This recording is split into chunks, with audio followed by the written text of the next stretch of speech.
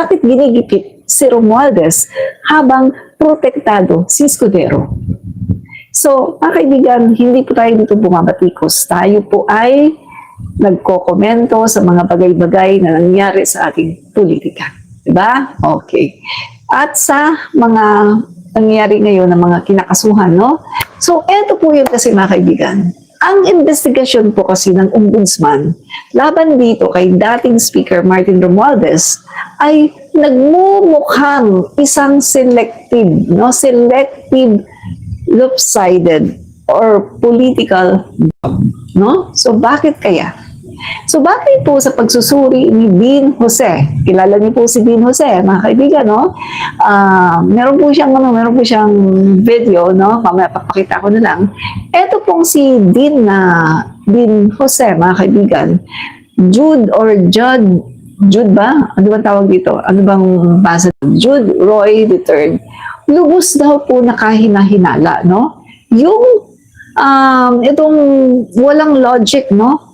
Kung bakit si Romualdez, si Romualdez lamang, yung mukhang ginigipit, no? Mukhang idinidiin, no? Dito sa kaso patungkol sa flood control. Guys, alam naman natin na maging sa investigasyon po ng ICI, pag sinabi po ng ICI, wala po silang nakita, no, na guilt dito kay Martin Romualdez pagdating po sa mga flood control anomalies at no adverse findings. Kaya nga po, ang kanilang ipinasa sa ombudsman ay further investigation. For further investigation, no, for inquiries. Etong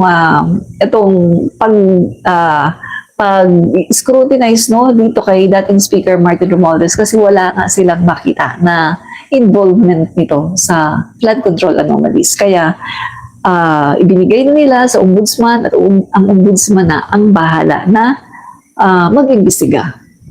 And then mga kaibigan, nag-imbestiga din po si Senator Ping Lacson, no, sa kanyang Blue Ribbon Committee.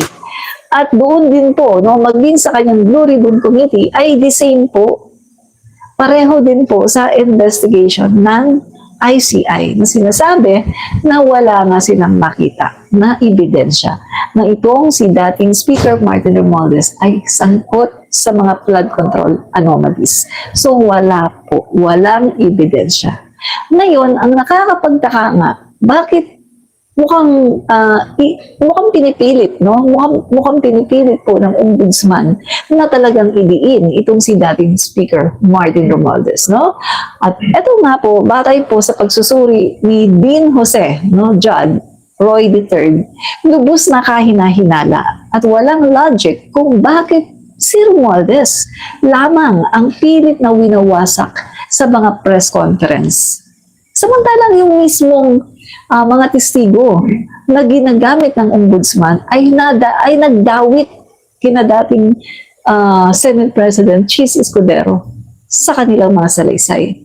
Pero magtataka ka bakit wala yatang say or wala yatang ginagawa pa na hakbang ang ombudsman, no? Yung pananahimik nga po ni Escudero ay malinaw na patunay ng piling hustisya. Diba? So, hindi po natin sinasabi na bias, no, ang ombudsman. Pero, ang nakikita po natin, bakit tila yata yung ombudsman natin ay tila yata tahimik at tila wala yatang sinasabi patungkol dito kay Escudero. Samantalang si Escudero ay may malinaw na po na ebidensya na siya po ay nasangkot, no, dito sa mga flood control na to. No? Kasi kita niyo naman doon pa lang sa bayan, no? Silang dalawa po ni Saldico ang pinakahuli na last touch, no? Sila yung pinakahuli na naglagay dyan ng mga insertions, 142 billion insertions. At siyan po mga kaibigan ay inamin, no? Inamin po yan nitong si Chis Escudero na siya po, mga kaibigan, no, meron po siyang ganyan, no, na mga insertions. At ang sabi nga niya ay maliit lang daw yan kung ikukumpara sa kabuuan ng budget noong 2025. So, eto nga po mga kaibigan, no, yung tatlo sa 8 na testimonya na kumakalagkag dito kay Chis Escudero, doon sa 8 na natitira na affidavit ng mga tinuturing na Maleta Boys. Yung dating mga bodyguard na pinipilit buhayin ng Office of the Ombudsman, no? Laban kay dating Speaker Martin Romualdez. Sa mga to guys, no, yung mga hayagang nagdawit, no, at nagparatang kina Senate President Chis Escudero, no, yung dating Senate President. Ito yung mga nagsiwalat na nagdala sila ng pera, no, pero bakit tahimik yata ang ombudsman at bakit wala pang sinasampa ng formal na kaso laban kay Chis Escudero. Pero bakit si Martin Romualdez ay mukhang idinidiin? Bakit gustong idiin si Martin Romualdez? Mga kaibigan, alam naman natin, Martin Romualdez, pinsan ng Pangulo, galit na galit yan si Sara Duterte. At alam din naman natin, Chis Escudero, balimbing yan, may pagka-DDS, kaya nga na-forthwith yung impeachment ni Sara Duterte, na-forthwith sa archive, kasi nga, DDS yan eh. Dilaw, DDS, di ba? Kung saan siya makikinabang, doon siya. So, meaning to say mga kaibigan, no? Ano ba? Ano ba talaga? Magkaalaman tayo. Ano bang reason? Bakit si Martin Romualdez ang gustong idiin? Dahil ba si Martin Romualdez ay yung isang tao na kung saan si Sara Duterte ay galit na galit at gustong hingin ng ulo? Meron na bang humihingi ng ulo ni Martin Romualdez? Hinihingi ba ni Sara Duterte ang ulo ni Martin Romualdez? Meron bang deal na, sige, kasuhan nyo yan, ipakulong nyo yan. Kapag nagawa nyo yan, mananahimik na ako. May deal bang ganun? Bakit kailangan si Martin Romualdez ay laging gustong idawit, gustong siya lang ang kasuhan, gustong sa kanya lahat ilagay ang sisi, gayong nakita naman natin hirap na hirap ang ombudsman na maghanap ng ebidensya laban kay Martin Romualdez. Dahil from the very start, wala siya sa BICAM, wala ang pangalan niya, wala ang pirma niya, wala din siyang ghost project. Hindi siya kumakausap ng city at district engineer, hindi siya kumakausap ng mga USEC asset ng DPWH, hindi siya kilala ng mga kontraktor, katulad nila Diskaya. Wala. How come na si Martin Romualdez ang gusto niya talagang idiin? Meron ba kayong deal with Sara Duterte na galit dito kay Martin Romualdez? May deal ba kayo na, sige, kasuhan nyo yan, ipakulong nyo? Diba? Nagtatanong lang tayo dito, hindi tayo nagbibintang. Kasi bakit si Chis Escudero na isang DDS na makasara? Bakit siya yata yung hindi kakasuhan? Samantalang merong direkta na didiin sa kanya ng mga state witnesses. Ano ba? Di ba nakakainis? Kung bakit gano'n? Diba? Nakakainis. Diba? Dali guys ha.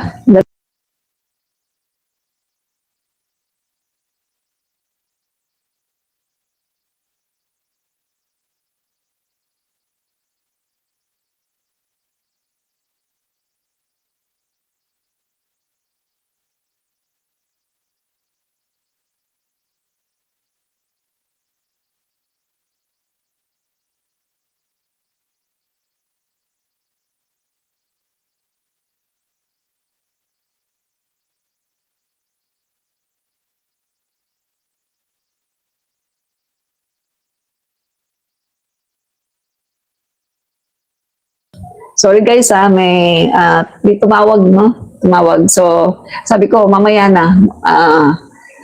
Kasi nagla-live pa ako, no? So, eto na nga mga kaibigan, no? Ang pagsisiwalat ni Dean Judd Roy, no, sa kanyang mga pahayag sa media, tahasan kini-question nga, no, yung ng kilalang legal expert na si Dean Jose Judd Roy III, yung magkaibang trato, no, ng ombudsman at ng mga mambabatas sa dalawang opisyal. Dito, no, sa 8 testigo na ginagamit, may tahasang paratan laban dito kay Chis Escudero at sa kanyang mga joint affidavit. Ang tanong dito, bakit walang nagpapatawag ng mga press conference para pangalanan si Escudero bilang co-accused? Bakit kay dating Speaker Martin Romualdez laging nakatutok ang lahat ng ingay? Ano ba? Ano ba? Nagtatanong tayo dito. Ako'y medyo nanggigigil na rin. Sa totoo lang, nanggigigil na ako dahil hindi ko maintindihan kung bakit ganun. Parang makikita ang pagkabayas, di ba? So eto ha, kinasuhan na nga ng perjury ang mga testigo, mga 18 marites ng Department of DOJ, yung mga Maleta Boys, dahil napatunayan gawa-gawa ang kwento. So kung walang katotohanan ng kanilang kwento, bakit huhugot dito ang ombudsman ng 8 para gawing testigo laban kay dating Speaker Martin Romualdez? Ano ba talaga? Ako talaga nanggigigil Nanggigigil na talaga ako dahil hindi ko maintindihan. Please explain. Explain mo yan, no? So, eto mga kaibigan yung connection, no, sa testimony ni Bernardo. Yung usapin ito mga kaibigan na nagaganap sa gitna ng hiwalay na pagsabog, hiwalay na pasabog ni Bernardo, DPWH Undersecretary Roberto Bernardo na nagsumiti pa ng affidavit ukol sa di umano'y milyong-milyong pisong kickback scheme na kinasasangkutan din ng mga pinangalanan sa Senado. Katulad na lang ni Escudero. So mga kaibigan, yung sinasabi nga, falsus in uno, falsus in omnibus. False in one thing, false in everything, mga kaibigan. So ito yung pangunahing legal doctrine na ipinupunto ni Dean John Roy. Kasi nga, kung ang DOJ kinasuhan itong 18 marites, bakit ang ombudsman huhugot ng 8 doon? Samantalang isa lang kanilang joint affidavit, how come na ang ombudsman ay magtitiwala pa rin doon sa 8 na hinuhugot, para mag-testify against Martin Romualdez? Hindi ko maintindihan. Explain. Diba? Ngayon, naiintindihan niyo ba bakit ganon? Kasi walang logic Diba? Kahit yung tao na talagang mga kaibigan, hindi ko talaga maintindihan bakit gano'n. So, explain nyo, ombudsman, bakit gano'n ang pagtrato ninyo kay Martin Romualdez at bakit ganyan ang pagtrato nyo kay Cheese Escudero. Di ba dapat inuuna nyo yung meron ng ebidensya kaysa dito kay Martin Romualdez na hinahanapan nyo pa rin ng butas at ng ebidensya magpahanggang ngayon? Ano ba yan? Nakakapagtanong tuloy tayo dito Meron bang deal? Kasi alam naman natin, si Sara Duterte ang galit na galit kay Martin Romualdez. Si Sara Duterte ang gustong-gusto na madiin si Martin Romualdez. May deal ba dito? Nagtatanong po tayo sa ombudsman. Hindi po natin pinagbibintangan si Ombudsman Boying Remulla at buo pa rin ang ating tiwala sa kanya. Pero nagtatanong tayo, paki-explain. Diba? So, eto guys, hindi kasi po pwedeng pag sa ombudsman, pag sa DOJ, wala, yan sila, yung 18 marites, wala, fake news yan, kasuhan yan, perjury, kasuhan yan ng ano ba tawag doon, yung cyber libel. Pero pagdating sa ombudsman, ay hindi, gawin natin testigo to, hugot tayo ng 8, gawin natin testigo kasi credible yan. Ano yon? Hindi po pwedeng ganoon. Hindi pwedeng split personality na pag dito sa DOJ, hindi sila po pwede. Wala silang credibility. Pagkatapos, kapag dinala sila sa ombudsman, nagiging credible. Ano yung split personality? Mga kaibigan, hindi pwedeng ganyan Kasi nakikitaan dito ng selective talaga, selective justice, Selective prosecution, paglabag ng equal protection clause na nagmukhang nilalabag ang saligang batas sa usaping ito. Labag po yan sa Constitution ng Pilipinas, sa ilalim ng batas, mga kaibigan. Equal protection po ay karapatan po ng bawat tao yan. Karapatan ng bawat tao.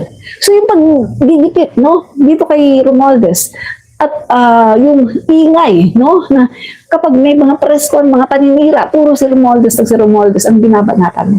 Di ba? Samantalang yung iba, ano na, tuwang-tuwa na yung mga totoong salarin kasi hindi sila nababanggit. Puro na lang si Romualdez. Meron bang politiko dyan na mataas na humihingi ng kanyang ulo? Alam naman natin kung sino yung galit na galit sa kanya. Sinabi ko nga, di ba? Sara Duterte. May humihingi na ba ng ulo ni Martin Romualdez? Kaya kailangan gipitin at kailangan idiin sa kaso na wala namang ebidensya na sampot ka. Di ba? Tatanong tayo dito at nakakagalit ha. So, yan nga, nakakagigil, di ba? Bakit kay Romualdez lang may gigil? Itong ombudsman, napakalinaw ng laro. Kung talagang kapanipaniwala ang kwento ng mga Maleta Boys, no, dapat ay kasama si Chis Escudero na ipinapaliwanag sa mga balita, no, na at sa press con ngayon dahil 3 sa mga saksing ito ang nagturo sa kanya. Pero bakit kapag si Romualdez ang tinuro, halos araw-araw may press con at headlines, pero bakit kapag si Chis Escudero ang tinuturo, tahimik? Anong meron? At kapag si Chis naman ang tinuro, no? Sabi ko kanina, biglang tahimik. Ibig sabihin, alam din ba nila yung kwentong barbero lang ang sinasabi ng mga testigo? At ginagamit ng mga ito para sa interes ng ilang politiko? Kasi kung sasabihin mo na yung kwento nila kay Chis Escudero ay mali at hindi totoo, paano mo mapitiyak na yung kinikwento nila tungkol kay Romualdez ay totoo nga? Aber. Make sense, di ba? Ang sinasabi ko. So, kita nyo ha, yung kasong nakasandal sa mga sinungaling na iting marites, kapag ang testigo mo ay napatunayan na sinungaling, no? Sinungaling, aba, magre-rely ka pa ba dyan? Mga kaibigan, no? Ibig sabihin, bulok yung kanilang affidavit, walang silbi. Tulad yan, wala silang CCTV, wala silang pinirmahan original na dokumento, at walang matibay na ebidensya. Yung kasong nakasalalay sa chismis ay kusa rin babagsak sa korte. Kaya kahit na ituloy nila yung pagkakaso kay Congressman Martin Romualdez, hindi rin yan magpaprosper. Ibabasura ng korte yan dahil walang matibay na ebidensya. Make sense? No. So mga kaibigan, nakakagalit, nakakagigil talaga. Nakakagigil talaga. Nagigil ako. O diba?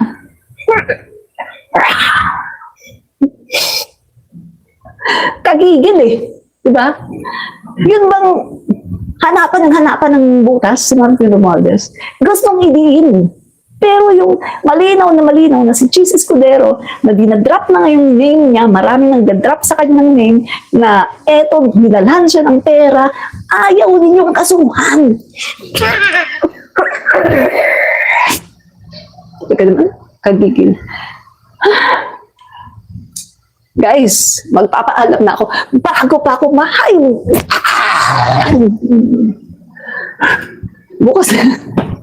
Bukas na lang ulit guys. At bukas ko na kayo isa shoutout. Mainit ang ulo ko. Baka mahigad ako ngayon.